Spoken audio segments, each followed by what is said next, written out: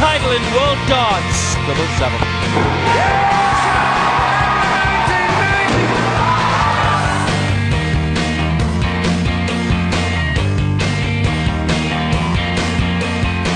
Taylor for 32. 3 world titles on the trot and 5 in the bin. He's equalled Christo's record.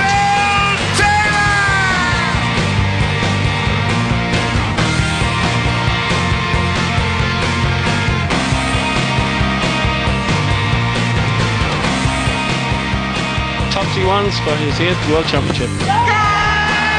Phil Taylor showed emotion. Did it? The character. Phil Taylor, first world champion of the new millennium.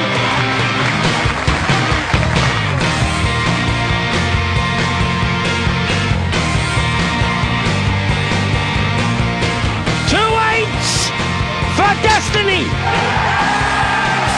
Destiny it is with a whitewash.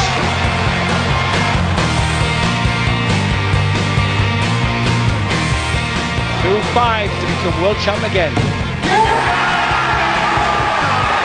The power is once again champion of the world.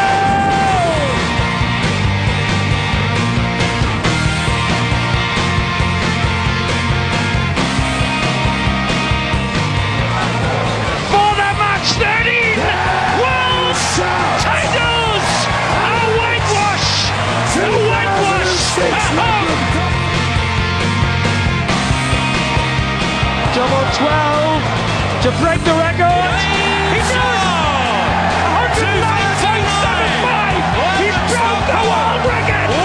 Phil Taylor is champion of the world for a 14th time. For his 15th World Championship, 3 darts needed. Treble 13 to the next bit. Double 16s for the big one! So Phil, the Papa Taylor, is world champ for an unbelievable 15th time!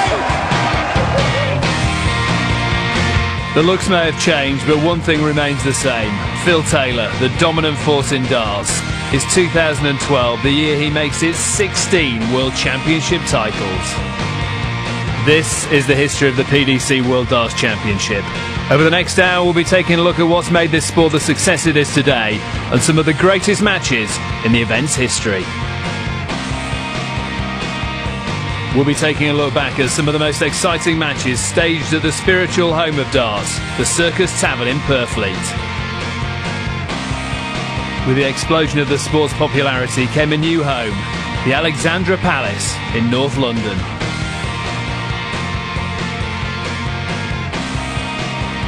We check out the biggest upsets in the history of the competition.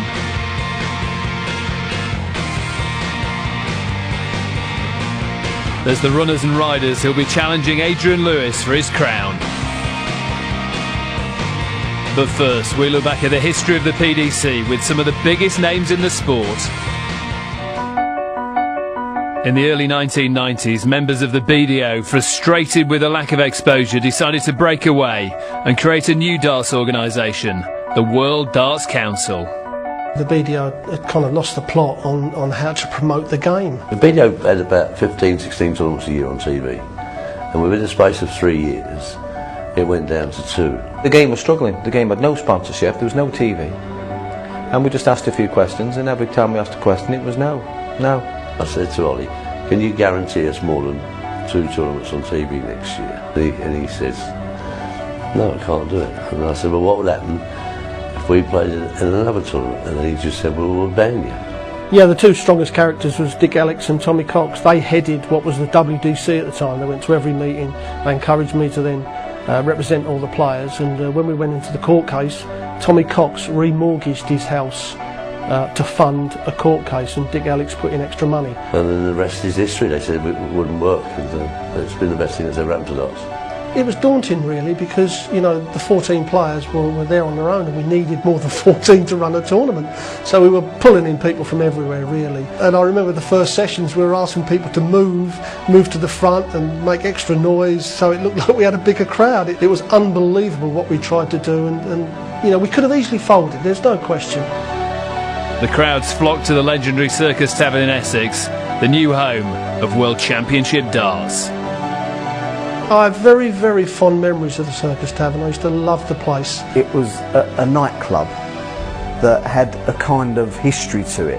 When we first went to Circus Tavern, you stood there and then 10 foot behind you was the first row, and it was great. It was great for darts. It was like Shakespearean theatre.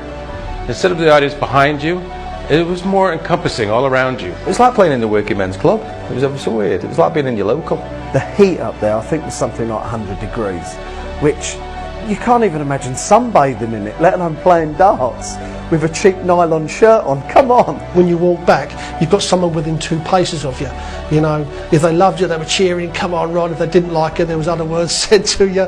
Even being a smoker in a room that held 1,000 people, 600-700 of them smoking, we had dry ice as well. I mean, you couldn't even see anything. You know, you couldn't even see 4 rows back, you know what I mean? I remember when they first said that we're going to walk up with girls in front of us, you know. I always remember Peter Everson's wife going, "You're not doing it." No, I'm not having that. I remember Peter Judge saying, right, you're going to walk from the back of the room, we're going to put smoke, we're going to put models with you, you know. It was mind-blowing really for us. It was totally different. And different outfits look good. I mean, some of the outfits look cracking, you know.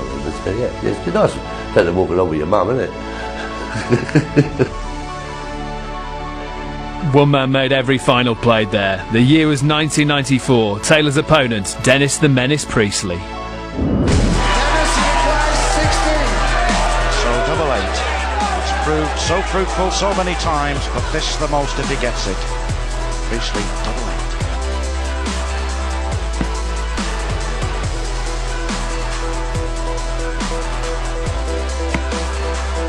To become the first ever Skull World Champion, Dennis Priestley stands astride the world of darts. He is the rightful world champion, and surely nobody will argue with that. It was a defeat that fueled a newfound desire in Taylor. Next time around, he'd make sure it wouldn't happen again.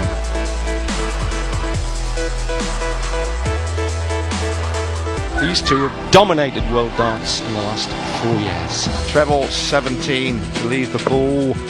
This would be a very tasty shot indeed. He's hit it once, he's hit it again! 161, double 19.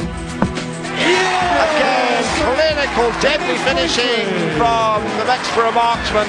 He goes 2-1 up. This then, for 4 sets to 2, and a dangerous bit of space between the Power and Dennis. The bull's in, the joint will shake, this for 4-2. bingo! 6 sets. He'll almost certainly go 16 bull. He gets the treble 16 double 9. It's a vital double. Brilliant throw-in, back in contention at 4 sets to 3 to Taylor. It's all happening. Brilliant darts. You'll never see better. Gone for the treble 20. Well, all right. Taylor knows 55 left. Double tops. This will shake the joint as if some lions had got in amongst them. Oh, brilliant! Absolutely brilliant! Dennis saves the set. Circus Tavern goes loony. Taylor to put himself 1 set away from the title in this maelstrom of emotion and darting talent. He wants a single 20 on tops. I bet Priestley don't look here. I bet Dennis ain't looking at this one. But Taylor was! And it's Taylor-made! And look at the friendship, look at that! Credit to any sport!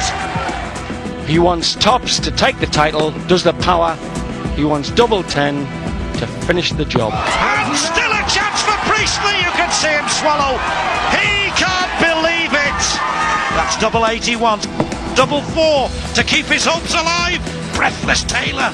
Priestley still! Oh, Dennis saved it! 5-4! Magic! Dennis brings it back from the brink!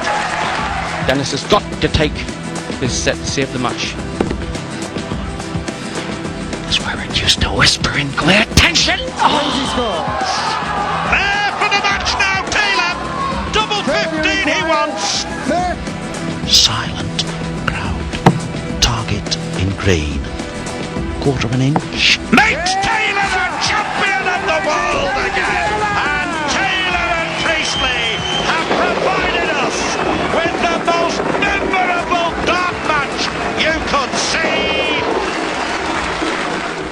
The Circus Tavern wasn't all about Taylor.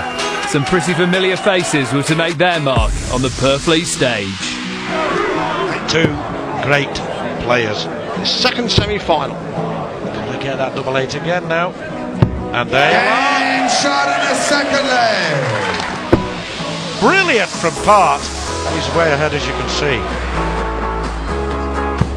The same little part of double eight down at the bottom near the 16.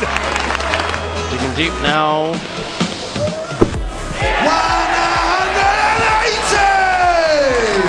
He's got quality when it really is required.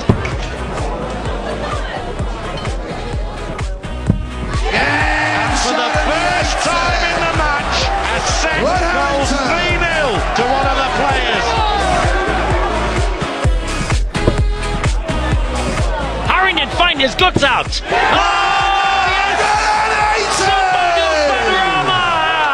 Sport-wise in Essex.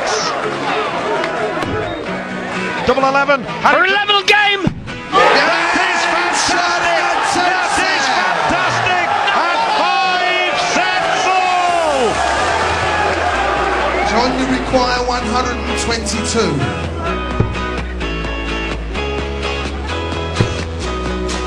Looking for a bullseye to go ahead. Getting one. Shot in the first leg. Enjoying it a bit, Part.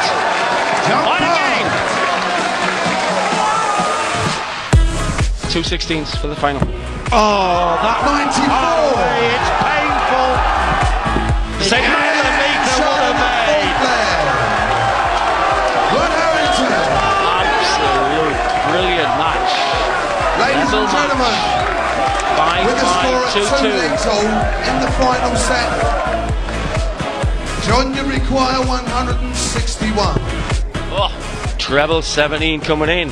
Yes. Bull to give Rod one, hard one. Oh, yes. What a time to sink a 161. John Paul. Double 16. 2/16s for the match. Yes! John Paul is in his second world final! The 7 year! The Tavern served up some good and bad memories for some of the game's biggest stars. Well, Eric was always gamesmanship. You know, these guys would not have been able to put up with Eric. And I did the play him in the first round of the World Championships at the Circus Tavern. And I'm having a little practice and he's standing behind me and I'm looking at him, he's just standing there. Do you want a drink? Eric never brought you a drink. I said, I'll have half a lager, thanks very much. He went and brought me half a lager. There, mate. And I'm thinking, he's being too nice, what's going on here? So I had a little practice. And then he said, can I ask you a question? Do you breathe while you're throwing darts? What? I don't know. He said, something to think about, isn't it? Something to think about. I'm glad it was an hour and a half before I went on stage, because if that had been 20 minutes, I'd have been absolutely in the head. And he just walked off. I thought, you crafty. Up next, the Canadian darts legend writes his name in the PDC history books.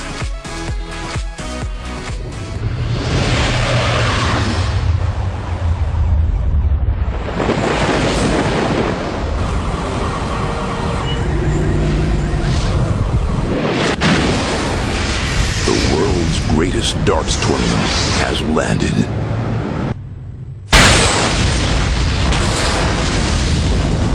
London will never be the same again.